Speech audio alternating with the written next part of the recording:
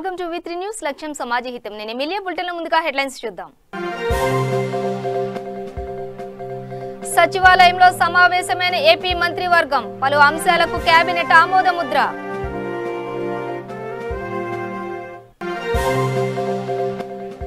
Corona కారణంగా బాలాపూర్ గణేష్ లడ్డు వేలంపాట రద్దు, ముఖ్యమంత్రి కేసీఆర్ కు లడ్డూను అందజేసిన నిర్వాహకులు.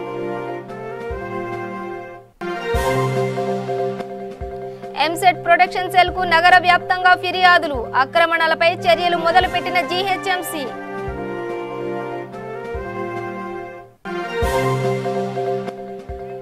తూర్పు గోదావరి జిల్లా ప్రభుత్వ ఆసుపత్రిలో పనిచేస్తున్న శానిటేషన్ వర్కర్స్ నిరసన, కనీస వేతనాలు అమలు చేయాలని డిమాండ్.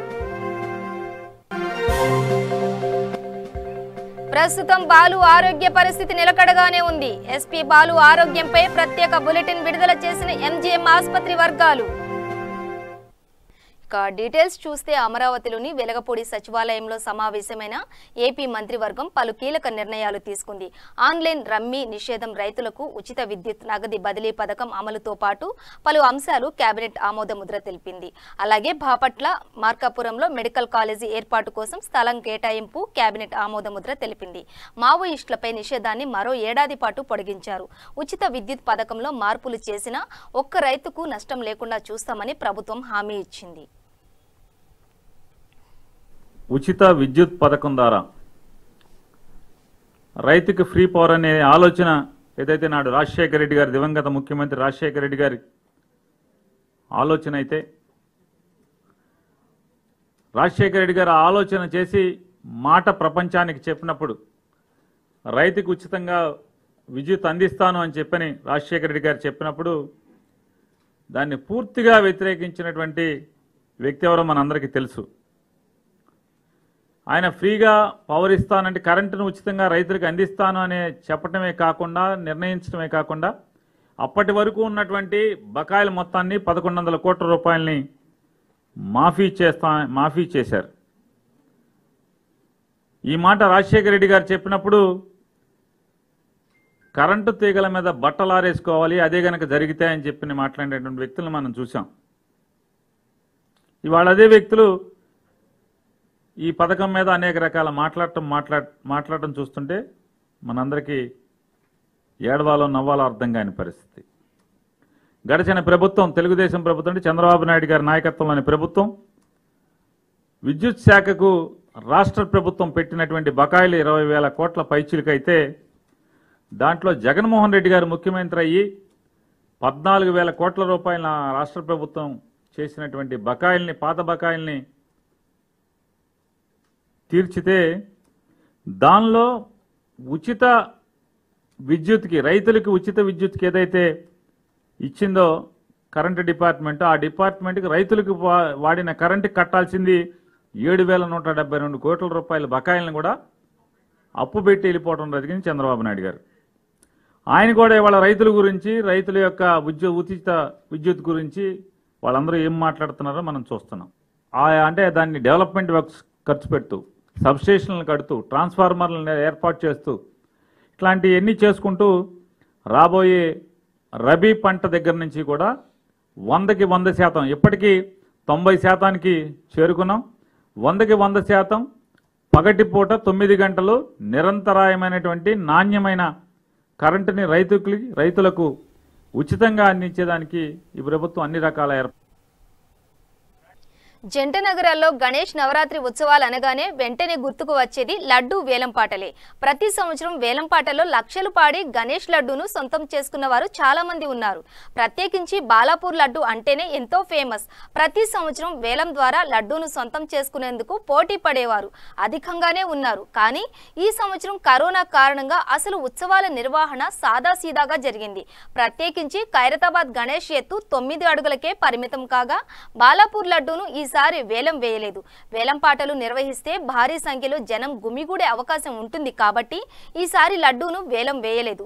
రాష్ట్ర ముఖ్యమంత్రి కె చంద్రశేఖరరావుకు ఈ లడ్డూను నిర్వాహకులు అందజేశారు. రాష్ట్రాధినేతపై గౌరవంతో ఆయనకు గణేష్ లడ్డూను అందజేసినట్టు నిర్వాహకులు తెలిపారు.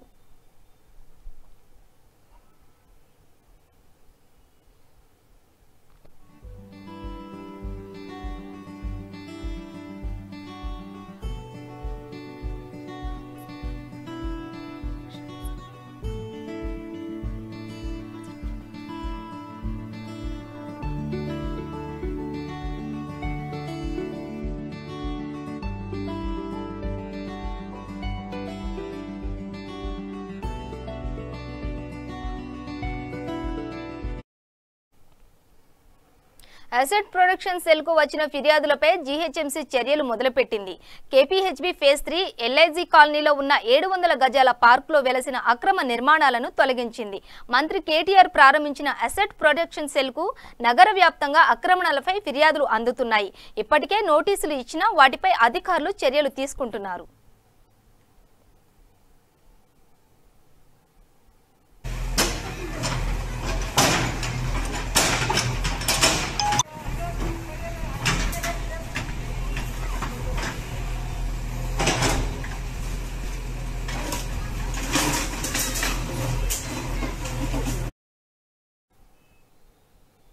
తూర్పుగోదావరి జిల్లా ప్రభుత్వ ఆసుపత్రిలో పనిచేస్తున్న శానిటేషన్ వర్కర్స్ కు కనీస వేతనాలు అమలు చేయాలని డిమాండ్ చేస్తూ సిఐటియు ఆధ్వర్యంలో కార్మికులు ర్యాలీ చేపట్టారు. కోవిడ్ సేవల నేపథ్యంలో కార్మికులకు తక్షణమే అవసరమైన రక్షణ పరికరాలను అందించాలని డిమాండ్ చేశారు. ముఖ్యంగా పారిశుద్ధ్య కార్మికులకు కూడా బీమా సౌకర్యాన్ని కల్పించాలని, కనీస వేతనాలు అమలు చేయాలని డిమాండ్ చేశారు. ప్రభుత్వమే నేరుగా జీతాలు చెల్లించే విధంగా సంస్కరణలు చేపట్టి తమను ఆదుకోవాలని వర్కర్లు డిమాండ్ చేశారు.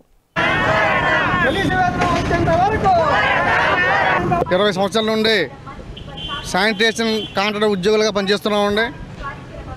మేము మా కనీస వేతనం కోసం కోవిడ్లో పనిచేస్తున్న వర్కర్స్ అందరికీ సరైన పరికరాల కోసం, అలాగే మా జీతాలు పెంపుదలకే జగన్ గారు ఇచ్చిన మాట ప్రకారం పెంపుదల కోసం ఈ నెల 10వ తారీఖు నుండి మనం సైకిల్ నిరసన తెలియపరుస్తున్నాము. ఇంతకుముందు 3 నెలల క్రితం కూడాను అందరికీ కలెక్టర్ గారికి, ఎమ్మెల్యే గారికి, అలాగే ముఖ్యమంత్రి వారికి అందరికి కూడాను లేఖలు పంపడం జరిగింది. అయినా స్పందించట్లేదు. దాని కారణంగా ఈ నిరసన కార్యక్రమంగా మేము ఈ 10వ తారీఖు నుండి ఈరోజు 20 తారీఖు 3వ తారీఖు వచ్చింది. అంటే 20 రోజుల పాటు చేసినా కానీ మా శానిటైజర్ వర్కర్ మీద ఎవరికి సానుభూతి. కనీసం ఏ ప్రతినిధి కూడా స్పందించలేదు. మా యొక్క డిమాండ్స్ ఏంటంటే కోవిడ్లో పనిచేస్తున్న ప్రతి ఒక్కరికి జగన్ గారు చెప్పినట్టు, సీఎం జగన్ గారు చెప్పినట్టు 18 రూపాయల జీతం చెల్లించాలి. అట్లాగే పిఎఫ్ చేసే సౌకర్యాలు ఎవరికి కాకినాడలో కడతలేదు, అది ఆ సౌకర్యం చెల్లించాలి. ముఖ్యంగా ప్రభుత్వ జనరల్ ఆసుపత్రి మొత్తం కోవిడ్-19గా చేసి పడేశారు కాబట్టి అక్కడ ఉన్న మా శానిటైజర్ వర్కర్స్ కూడాను ప్రతి ఒక్కరూ యూనిఫామ్ సరైన పరికరం లేకుండా పనిచేస్తున్నాము. ఇలాగే 15 మంది కూడా చనిపోయి ఉన్నారు. వాళ్ళకి ఎటువంటి వ్యాక్సినేషన్ రాలేదు. చాలా సేపటి వరకు చాలామంది ప్రజాప్రతినిధులు తిరిగంగానే పని జరగలేదు. ప్రముఖ సినీ గాయకుడు ఎస్పీ బాలసుబ్రహ్మణ్యం గత నెల రోజులుగా కరోనా మహమ్మారితో పోరాడుతున్నారు. కరోనా పాజిటివ్ రావడంతో ఆగస్టు మొదటి వారంలో చెన్నై ఎంజీఎం ఆసుపత్రిలో చేరిన ఆయన కొన్ని రోజులకే విషమించి పరిస్థితిలో పడ్డారు. అప్పటి నుంచి ఐసీయూలోనే వెంటిలేటర్పై చికిత్స పొందుతున్నారు. మధ్యలో ఓసారి ఆరోగ్యం బాగా క్షీణించినా క్రమంగా కోలుకుంటూ కుటుంబ సభ్యుల్లోనూ అభిమానుల్లోనూ ఆనందోత్సాహాలు కలిగించారు. తాజాగా ఎంజీఎం ఆసుపత్రి వర్గాలు ఎస్పీ బాలు ఆరోగ్యంపై ప్రత్యేక బులెటిన్ విడుదల చేశారు. ఆయనకు ఇంకా వెంటిలేటర్ పై ఎక్మో సాయంతో చికిత్స సాగుతూనే ఉంది అని తెలిపారు. ప్రస్తుతం బాలు ఆరోగ్య పరిస్థితి నిలకడగానే ఉందని, ఆయన స్పృహలోనే ఉన్నారని, చికిత్సకు స్పందిస్తున్నారని వెల్లడించారు. తమ ఆసుపత్రికి చెందిన భిన్న వైద్య విభాగాల నిపుణులు బాలు ఆరోగ్యాన్ని పర్యవేక్షిస్తున్నారని ఆ బులెటిన్ లో పేర్కొన్నారు. Today is the 3rd of September, 4th day of stability from father's side. We are hoping that there will be a good news by the weekend. With God's blessings, all your prayers and the wishes of so many people from around the world, I am hoping that by Monday there should be some good news. I am looking forward to it. Thank you all. Mahabub Nagar జిల్లాలో కురిసిన వర్షాలకు మరోసారి వాగులు వంకలు పొంగి పొర్లుతున్నాయి. కోయిలకొండ మండలంలో అత్యధికంగా 8 సెంటీమీటర్ల వర్షపాతం నమోదు కావడంతో దేవరకద్ర మండలంలోని కోయిల్ సాగర్ ప్రాజెక్టులోకి భారీగా వరద నీరు వచ్చి చేరుతోంది. దీంతో అధికారులు ప్రాజెక్టు 5 గేట్లు ఎత్తి 3500 క్యూసెక్ల నీటిని దిగువకు వదులుతున్నారు. దీంతో రైతుల్లో ఆనందం వ్యక్తమవుతోంది. ప్రాజెక్టు గేట్లను చూసేందుకు సందర్శకులు అధిక సంఖ్యలో తరలివస్తున్నారు.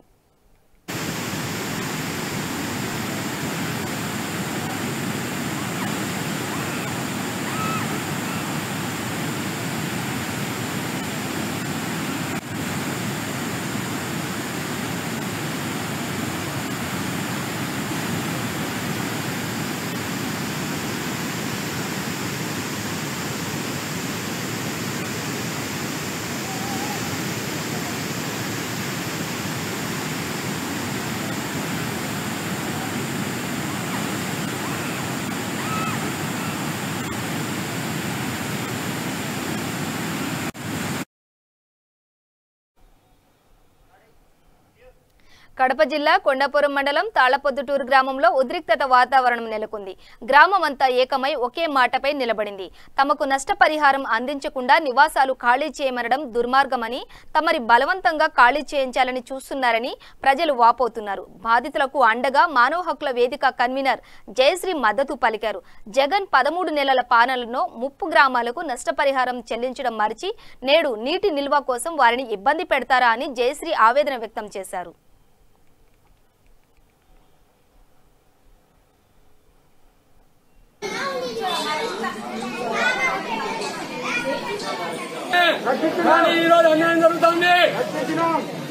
ఫేజ్లో 8 గ్రామాలు మునుగుతాయని తెలుసు.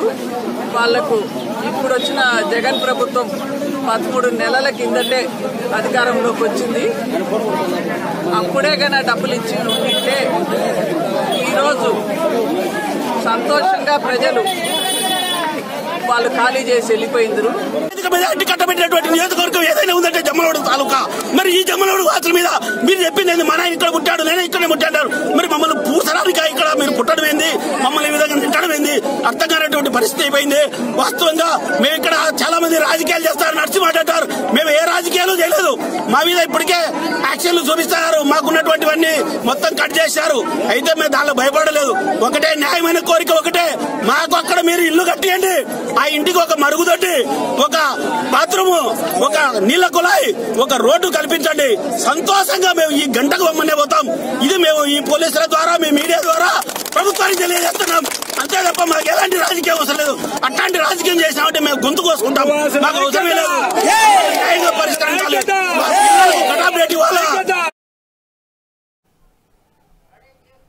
తూర్పుగోదావరి జిల్లా స్మార్ట్ సిటీ పనుల పురోగతిపై ప్రజాప్రతినిధులు అధికారులతో సమావేశాన్ని నిర్వహించారు. కోవిడ్ నేపథ్యంలో పనులు ఎక్కడా నిలిచిపోకుండా ఉండేలా తగిన చర్యలు తీసుకోవాలని డిమాండ్ చేశారు. కాకినాడ ఎంపీ గీతతో పాటు ఎమ్మెల్యే చంద్రశేఖర్ పాల్గొని అధికారులకు పలు సూచనలు జారీ చేశారు. స్మార్ట్ సిటీలో 72 ప్రాజెక్టులకు గాను 36 ప్రాజెక్టులకు 578 కోట్ల నిధులతో పూర్తి చేశామని అధికారులు వివరించారు. ప్రణాళికాబద్ధంగా నగరాన్ని అభివృద్ధి చేయాలని అధికారులను కోరారు.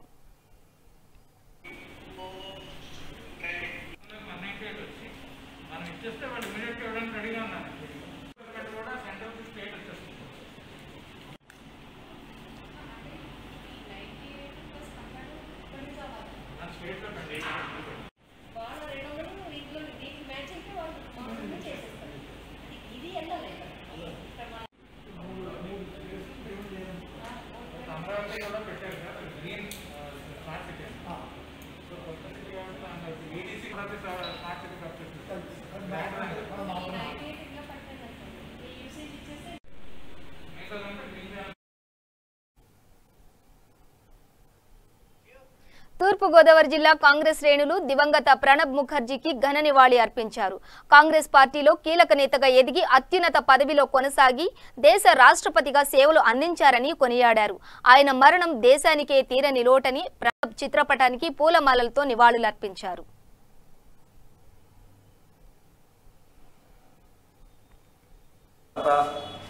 మాజీ రాష్ట్రపతి గారు ప్రణబ్ ముఖర్జీ గారు అకాల మరణం ఈ దేశానికే కాదు, ఈ దేశంలో ఉన్నటువంటి పార్టీలకే కాదు, పార్టీ నాయకులకే కాదు, అందరికీ కూడా తీరంలో.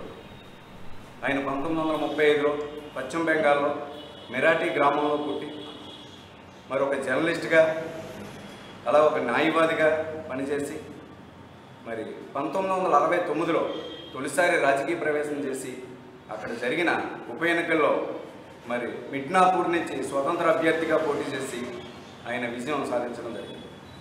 తర్వాత కాంగ్రెస్ పార్టీలోకి ఆయన మరి వచ్చి శ్రీమతి ఇందిరాగాంధీ గారు ఆ రోజు ప్రధానమంత్రిగా ఉన్నప్పుడు ఆవిడ సమక్షంలో జాయిన్ అయ్యి ఆయనకి ఒక నమ్మిన బంటులాగా మరి ప్రణబ్ ముఖర్జీ గారు ఉన్నాం.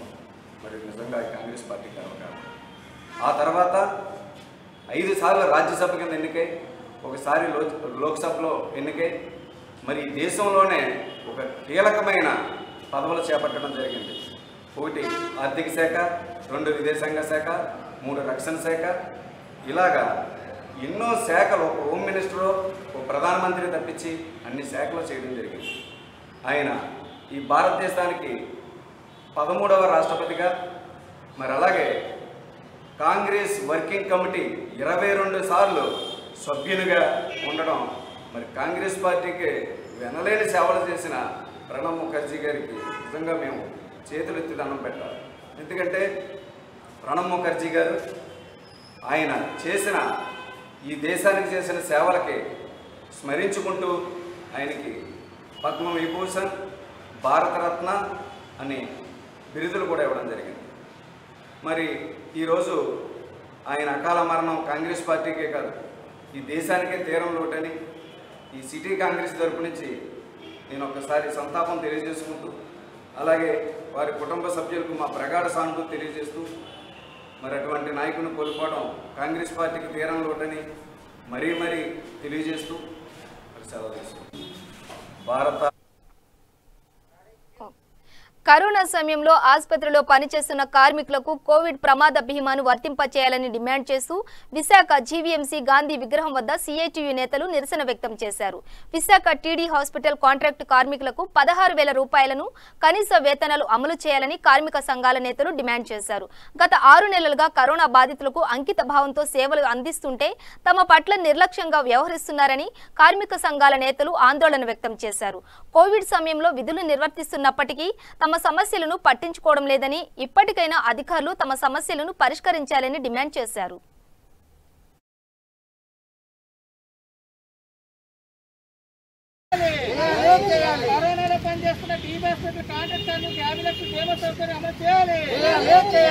నా పేరు V Krishnarao, TB hospital workers union గౌరవ అధ్యక్షులు.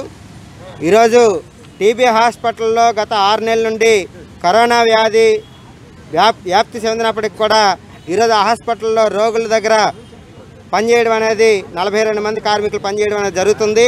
ఈ కార్మికులకి కేవలం 6,495 రూపాయలు మాత్రమే ఈరోజు ప్రభుత్వం జీతాలు చెల్లిస్తూ ఉంది. మున్సిపల్ కార్మికులకి 18,000 రూపాయలు ఏ రకంగా అయితే ఇస్తుందో ఈ కార్మికులకు కూడా 18,000 రూపాయలు చెల్లించాలని చెప్పి మేము సిఐటిగా ఈరోజు డిమాండ్ చేస్తూ ఉన్నాం. కరోనా కష్టకాలంలో కూడా రవాణా చాలా ఇబ్బందులు కలిగినప్పటికి కూడా దాదాపు ఆటోలు బుక్ చేసుకొని కొన్న బళ్ళు మీద వెళ్ళి ఈరోజు ఉద్యోగాలు మానకుండా ఈ కోవిడ్ కాలంలో పనిచేయడం అనేది జరిగినప్పటికి కూడా అదనంగా ఎలవన్స్లు కానీ లేకపోతే అదనంగా ఈ రవాణా ఖర్చుల కింద కనీసం 3,000 రూపాయలు చొప్పున ఇవ్వాలని చెప్పి అడిగినప్పటికి కూడా ఈరోజుకి ప్రభుత్వం కానీ కాంట్రాక్టర్ కానీ స్పందించడం లేదు. అలాగే కార్మికులకి ఇవ్వాల్సినటువంటి జీతాలు తక్కువ జీతాలు అయినప్పటికి కూడా దాదాపు 2 నెలలు 3 నెలలు బకాయిలు పెట్టి ఈరోజు జీతాలు చెల్లిస్తూ ఉన్నారు. అలాగే ఈఎస్ఎఫ్ఈఎఫ్ కట్ చేస్తున్నారు కార్మికుల దగ్గర నుండి, కానీ ఈ రోజుకి కూడా దాన్ని నమోదు చేయకుండా ఆ ఖాతాకి డబ్బులు చెల్లించకుండా కాంట్రాక్టరు చలామణి అవుతున్నాడు. అలాగే కోవిడ్ కాలంలో పనిచేస్తున్నటువంటి వాళ్ళకి చాలామందికి వైరస్ వచ్చి చాలా ఇబ్బందులు ఎదుర్కొంటున్న ఈరోజు 50 లక్షల బీమాని వర్తింపజేయకుండా నిర్లక్ష్యం చేస్తూ ఉంది ప్రభుత్వం. కాబట్టి మేము డిమాండ్ చేస్తున్నది ఒకటే, రాష్ట్ర ప్రభుత్వం ఇచ్చినటువంటి సర్క్యులర్ ప్రకారంగా కనీసం 16,000 రూపాయలు వెంటనే అమలు చేయాలి. అలాగే వీళ్ళకి అదనంగా ఎలవన్స్లు ఇవ్వాలి, అలాగే ఏరియర్స్ కూడా ఇవ్వాలని చెప్పి మేము డిమాండ్ చేస్తున్నాం. ఈఎస్ఎఫ్ఈఎఫ్ కూడా ఖచ్చితంగా అమలు చేయాలి. లేని పక్షంలో మొత్తం అన్ని హాస్పిటల్లో పనిచేసే కార్మికులందరితో కూడా మీటింగ్ పెట్టి ధర్నా చేసి ఈరోజు పనులు ఆపే పరిస్థితి అనేది వస్తుంది. దాని బాధ్యత అనేది ప్రభుత్వమే ఎదుర్కోవాల్సి వస్తుందని చెప్పి మేము హెచ్చరిస్తూ ఉన్నాం. తూర్పుగోదావరి జిల్లాలో జనసేన అధినేత పవన్ కళ్యాణ్ జన్మదిన వేడుకల సందర్భంగా జనసేన నేతలు పలు సేవా కార్యక్రమాలను నిర్వహించారు. కడపలో చేపట్టిన కార్యక్రమంలో బీజేపీ రాష్ట్ర అధ్యక్షుడు సోము వీర్రాజు పాల్గొన్నారు. ఈ సందర్భంగా జనసేన నేతలు చేపట్టిన సేవా కార్యక్రమాలను కొనియాడారు.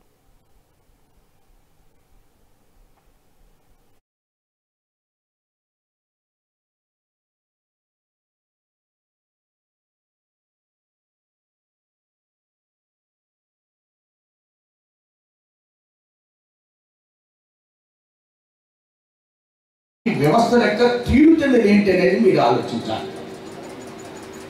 ఈ దేశానికి అవసరం, ఈ ఆలోచన కోసమే పనిచేయాలి. ఈ ఆలోచనతో పనిచేస్తే ఈ దేశం యొక్క పునర్నిర్మాణం జరుగుతుంది, ఈ దేశం యొక్క రూపురేఖలు మారిపోతాయి, ఈ దేశం అద్భుతంగా డెవలప్ అవుతుంది. లార్వా వచ్చి జపాన్ అంతా నాశనం అయిపోయింది, కానీ మన దేశం ఇంకా ఆ స్థితికి వెళ్ళలేదా? ఈ దేశం ఆ స్థితికి వెళ్ళాలి. ఈ దేశాన్ని ఆ స్థితికి తీసుకువెళ్ళాలన్నటువంటి ప్రజల్లో మనస్తత్వాన్ని నిర్మాణం చేయాలనేది ప్రతి వస్తువు ఈ మధ్యన నేను చాలా పెద్ద ఎత్తున దీన్ని ప్రారంభించాం. చిన్న టబ్బతో నీళ్లు పోసుకోండి, పెద్ద దారతో బకెట్లో ఎక్కువ నీళ్లు విడిచిపెట్టకండి. దార చిన్నది పెట్టుకోండి. ఎవరో ఒక 3 డొక్కులు నీళ్ళతోటే స్నానం చేస్తున్నాడట. నీళ్లను నీవు ఇన్వెస్ట్ చేయగలవా? ఒక చుక్క నువ్వు తయారు చేయగలవా? ఒక చెట్టుని ఆ విధంగా నువ్వు చేయగలవా? కానీ ఎంత నీటిని మనం వేస్ట్ చేస్తున్నాం. ఇవన్నీ కూడా మినిమం ఆలోచించవలసినటువంటి అంశాలు మనం దేశంలో. ఆయన అది ఇచ్చాడు, ఈయన అది ఇచ్చాడు, అది బుక్ చేసుకుందాం, ఇది బుక్ చేసుకుందాం, ఇది అలవాటు చేశారు ప్రజలు. మనకి బాధ్యతల కంటే వాళ్ళదైతే కదా, ఆ డబ్బంతా వాళ్ళు అయితే కదా ఏదైనా చేసేస్తారు. అలా కాదు, నేను ఇచ్చేస్తున్నానంట.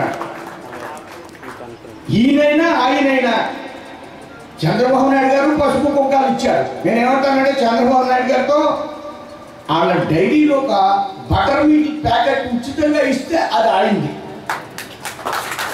అలాగే ఇప్పుడైనా ఈ బాబు కూడా ఏదైనా ఆయనకున్న ఆస్తుల్లో సెంటర్ని ఎవరికైనా ఇస్తే ఆడింది. ఇవి మనమే ధైర్యంగా చెప్పాలి.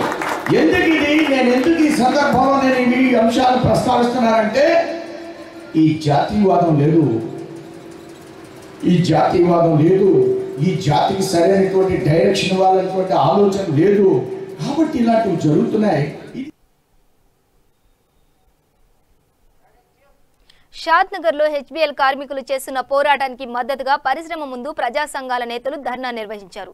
ఈ కార్యక్రమంలో కార్మిక సంక్షేమ సంఘం రాష్ట్ర కన్వీనర్ పినపాక ప్రభాకర్ మాట్లాడుతూ యాజమాన్యం కార్మికుల విషయంలో మొండిగా వ్యవహరించడం సరైంది కాదని, ఇప్పటికే 100 రోజుల నుండి వేతనాలు లేక ఆకలితో అలమటిస్తున్నారని వాపోయారు. 43 రోజులుగా ఆందోళన చేస్తున్నా నిమ్మకు నీరెత్తినట్లు వ్యవహరిస్తున్నారని మండిపడ్డారు. ఇకనైనా సమస్యను పరిష్కరించాలని, లేనిచో ముందు జరిగే పరిణామాలకు యాజమాన్యమే బాధ్యత వహించాలన్నారు. టీఎంఆర్పీఎస్ నేత జంగయ్య మాట్లాడుతూ యాజమాన్యం మొండి వైఖరి ప్రజలకు తెలియజేసేలా కార్మికుల కష్టాలను కడతేర్చే వరకు క్రియాశీల పోరాటాలు నిర్వహించనున్నట్లు ఆయన పేర్కొన్నారు. 43 రోజులు అవుతున్నా హెచ్బీఎల్ పరిశ్రమ మొండి వైఖరి వీడడం లేదు. మొండి వైఖరి వీడి కార్మికులు ఏదన్నా కోరితే అవన్నీ కోరికలు ఏం లేవు, ఆ సమస్యలు లేవు, అవన్నీ కార్మికులకు ముందు డ్యూటీలకు తీసుకోండి. ఆ డ్యూటీలకు తీసుకున్నాక తర్వాత ఏదైనా సమస్య ఉంటే పరిష్కృతం. ముందు వాళ్ళకు తిండి పెట్టండి. వాళ్ళు 40 రోజులుగా తిండి తిప్పలు వాననక ఎండనక అనేక పోరాటాలు చేస్తున్న ఈ హెచ్బీఎల్ యాజమాన్యం మొండి వైఖరి మానుకొని వాళ్ళకు తక్షణమే న్యాయం చేయాలి. లేని పక్షంలో అన్ని ప్రజా సంఘాలు కానీ పార్టీలు కానీ అన్నీ అదే ఏకమై ధర్నా కానీ నిరసన కానీ తీవ్రతమైన ఉధృతం చేస్తామని, అదేవిధంగా ఈ ప్రజా సంఘాలు కానీ మేము 2-3 రోజులనే మీకు ఈ సమస్యలు పరిష్కరించాలి. ఈ 2-3 రోజులలో సమస్యలు పరిష్కరించకపోతే ప్రజా సంఘాల ఆధ్వర్యంలోనే పెద్ద ఎత్తున ధర్నా, అవసరమైతే కంపెనీ ముందు స్పందించేసి కార్మికులకు న్యాయం అందేంత వరకు పోరాడతామని తెలియజేస్తూ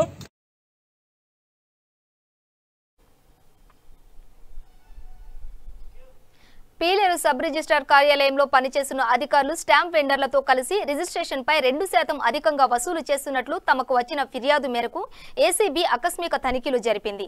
సబ్ రిజిస్ట్రార్ కార్యాలయంలో మరియు స్టాంప్ వెండర్ల నుండి మొత్తం పెద్ద మొత్తంలో నగదు స్వాధీనపరుచుకుని తనిఖీలు కొనసాగిస్తున్నట్లు ఏసీబీ తిరుపతి డీఎస్పీ అల్లాభక్షు తెలిపారు. ఈ సందర్భంగా ఆయన మాట్లాడుతూ అధికంగా ఉన్న డబ్బుకు అధికారులు లెక్కలు చూపాల్సిన ఆవశ్యకత ఉంటుందని వెల్లడించారు.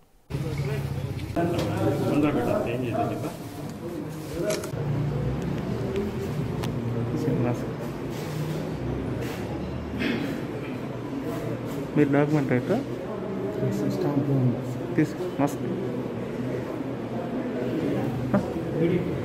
Mediator okay.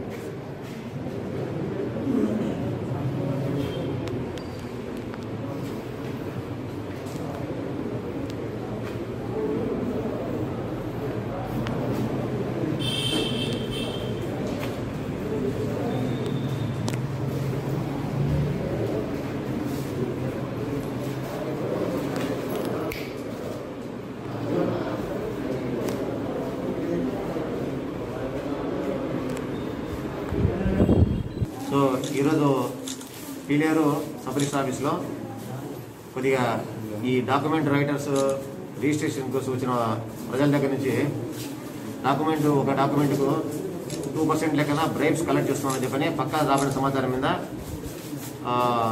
ఏసీబీ డిఎస్పీ నేను మరియు నా సిబ్బంది ఇన్స్పెక్టర్స్ తర్వాత మిగిలిన సిబ్బంది ఇద్దరు పెద్ద మనుషుల సమక్షంలో ఇద్దరు వచ్చి ట్రాన్స్పోర్ట్ డిపార్ట్మెంట్ సంబంధించిన సమక్షంలో కరెక్ట్గా 3:15 రైడ్ చేశాము. రైడ్లో document writers inside the premises అందరూ కలిపి దాదాపు ఒక 13 to 15 మెంబర్స్ డాక్యుమెంట్ రైటర్స్ ఉన్నారు. వీళ్ళ దగ్గర టోటల్గా 8,32,040 రూపీస్ టోటల్ అమౌంట్ ఉంది. దీంట్లో అఫిషియల్గా చలానా మాత్రము 4,94,700 రూపాయలు చలానా మాత్రం వేరే ఒక అతని దగ్గర ఉంది. రిమైనింగ్ డాక్యుమెంట్ రైటర్స్ దగ్గర ఎలాంటి చలానాలు లేవు. వాళ్ళ దగ్గర ఉన్న అమౌంట్స్ అన్ని కూడా మేము ప్రస్తుతానికి మా దగ్గర ఉన్నది ఇవన్నీ వెరిఫై చేస్తున్నాం. వెదర్ దేర్ అమౌంట్స్ అన్ని కూడా అన్అకౌంటెడ్ కౌంటెడ్ అని. ఈ కౌంటెడ్ అయితే కౌంటెడ్ వాళ్ళ డబ్బులు రిటర్న్ చేస్తాము. గవర్నమెంట్ క్యాష్ అయితే గవర్నమెంట్ క్యాష్ రిటర్న్ చేస్తాము. అన్అకౌంటెడ్ క్యాష్ అయితే దాన్ని సీజ్ చేసుకొని గవర్నమెంట్కి అప్పచెప్తాము. దాన్ని ప్రాపర్ వెరిఫికేషన్ తర్వాత గవర్నమెంట్ యాక్షన్ తీసుకుంటుంది. ఇప్పుడు as on today as it is మేము ఇంత అమౌంట్ మీద చెప్పాలి మీకు ఎంత అన్అకౌంటెడ్ ఎంత అకౌంటెడ్ అని. ఓకే. గ్రామాల్లో అందుబాటులో లేకుంటే చర్యలు తప్పవని 3 వీఆర్ఓల సస్పెన్షన్ ఉత్తర్వులు జారీ చేసి ఈ నెల చివరి నాటికి రైతు వేదిక నిర్మాణ పనులను త్వరితగతిన పూర్తి చేయాలన్నారు. నాగర్ కర్నూలు జిల్లా కలెక్టర్ శర్మన్ కోడేరు మండలంలోని 3 గ్రామాల వీఆర్ఓలు జిల్లా కలెక్టర్ పర్యటన ఉందని ముందస్తు సమాచారం ఇచ్చినప్పటికీ అందుబాటులో లేని కారణంగా సస్పెండ్ చేశారు. గ్రామాల్లో కొనసాగుతున్న అభివృద్ధి పనుల్లో నిర్లక్ష్యం వహించినా ప్రజలకు అందుబాటులో ఉండకపోయినా చర్యలుంటాయని కలెక్టర్ శర్మన్ హెచ్చరికలు జారీ చేశారు.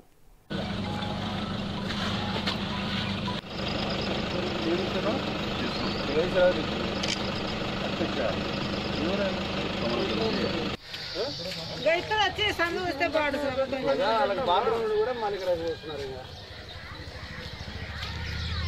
ఎవరింటి ముంగటుంటే వాళ్ళకు పెనాల్టీ తప్పటి ఎవరి ఇంటి ఎక్కడ వినబడితే ఊరంతా చికెన్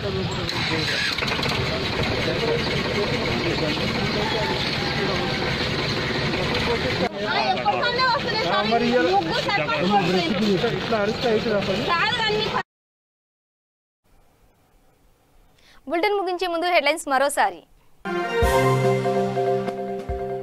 సచివాలయంలో సమావేశమైన ఏపీ మంత్రివర్గం పలు అంశాలకు కేబినెట్ ఆమోదముద్ర.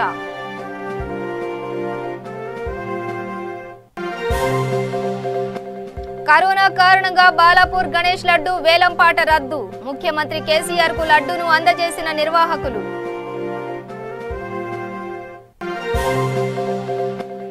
ఎసెట్ ప్రొటెక్షన్ సెల్ కు నగర వ్యాప్తంగా ఫిర్యాదులు. ఆక్రమణలపై చర్యలు మొదలుపెట్టిన జీహెచ్ఎంసీ.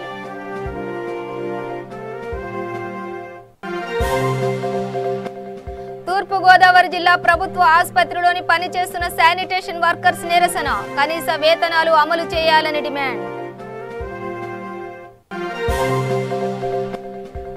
ప్రస్తుతం బాలు ఆరోగ్య పరిస్థితి నిలకడగానే ఉంది. ఎస్పీ బాలు ఆరోగ్యంపై ప్రత్యేక బులెటిన్ విడుదల చేసిన ఎంజీఎం ఆసుపత్రి వర్గాలు.